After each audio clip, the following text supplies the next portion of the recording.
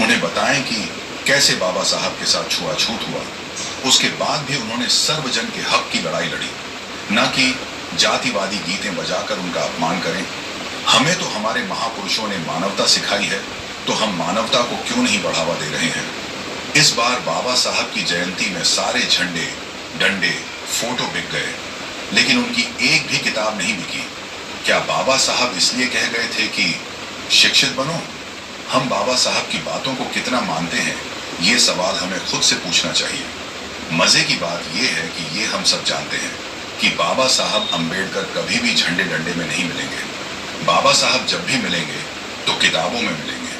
हो सकता है हमारी बातों से आपको तकलीफ हो रही हो, पर क्या करें, जो सच सामने नजर आ रहा है उसे बयां करने से खुद को रोका भी नहीं जा रहा है। हमें पढ़ना है और बाबा साहब की तरह पढ़ना है। हम जातिवाद को बढ़ावा नहीं देंगे, हम मानवता को बढ़ावा देंगे। जो मानवता हमें तथागत गौतम बुद्ध सिखाकर गए हैं, जो मानवता हमें बाबा साहब सिखाकर गए हैं, अब कुछ बातें आज के उन जातिवादी गायकों के लिए भी कहना जरूरी है। गला तुम्हारा अच्छा है, सुर भी ठीक है, काश शब्दों में भी इंसानियत होती। तुम्हारी आवाज लाखों लोगों तक पहुंचती है, लेकिन अफसोस तुम उसके जरिए समाज को तोड़ने का काम कर रहे हो। गायकी से प्रकृति को भी प्रसन्न किया जा सकता है, और तुमने उसी गायकी से जाति की गंदगी पर ताज पहन लिया।